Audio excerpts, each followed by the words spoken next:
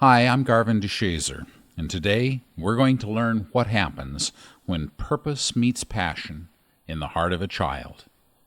Enjoy this story, because this is your daily inspiration.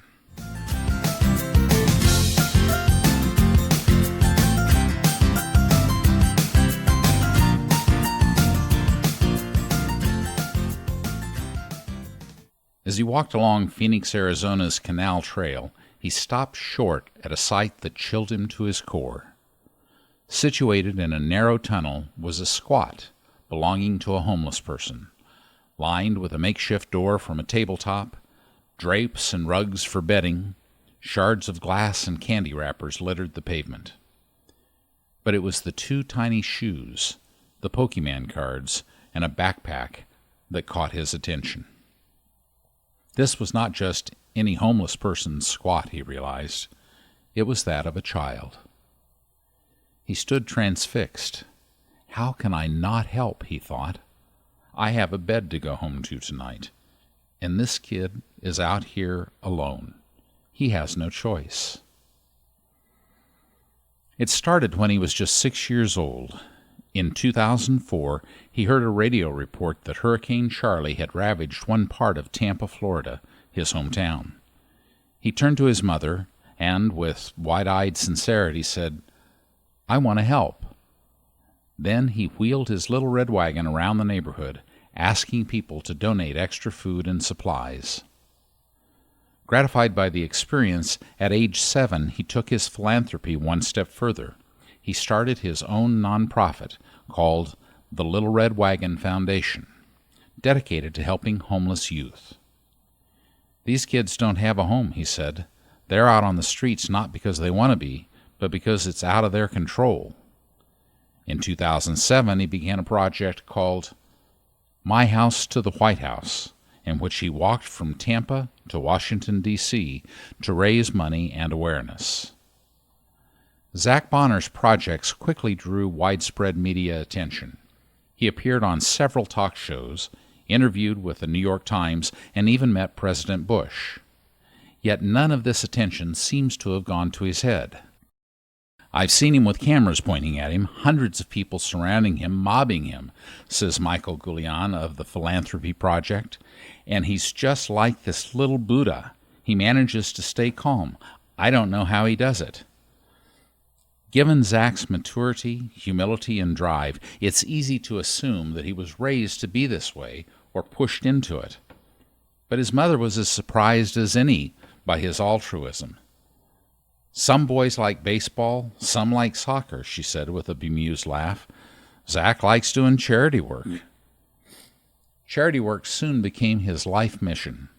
While most kids his age were thinking about what video games they'd play with their friends or what Doritos they'd snag at lunch, Zach Bonner was preparing his next humanitarian project.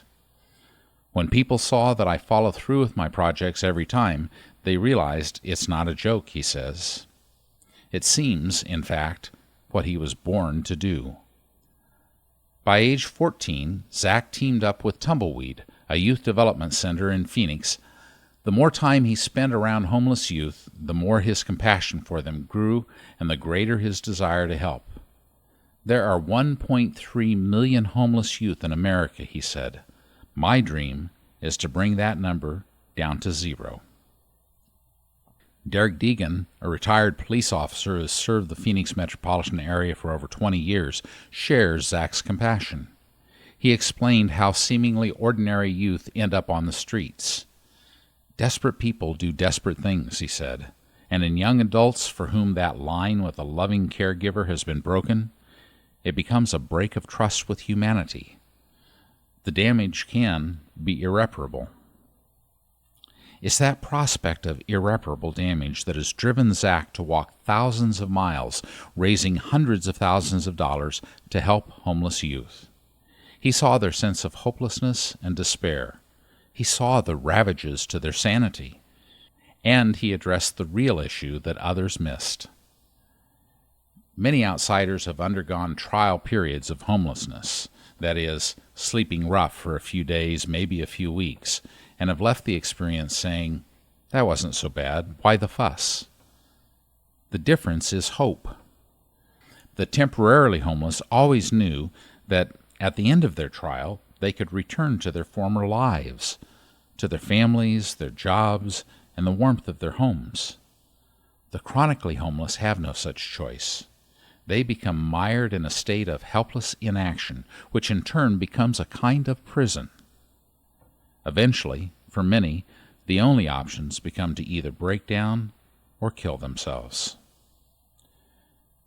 A few are fortunate to receive enough love and guidance to climb out, but most are not. Now 21, Zach knows he cannot save everyone, but persists in reaching as many as he can. What keeps me going is these kids, Zach says. They don't get to say, I'm tired of being homeless, so why should I get to quit? Zach keeps on walking. He walks to awaken us to the reality of the invisible people, our homeless youth, and with the courage to never give up. He wants us to see what he saw and to care. What can you do today to care about our invisible people? What resources can you offer, whether a little red wagon of food or a compassionate ear, that may bring someone hope and choice? Are you willing to say now, I am here, and I do care? Thanks for listening. May your day be filled with love, laughter, and joy. Bye for now.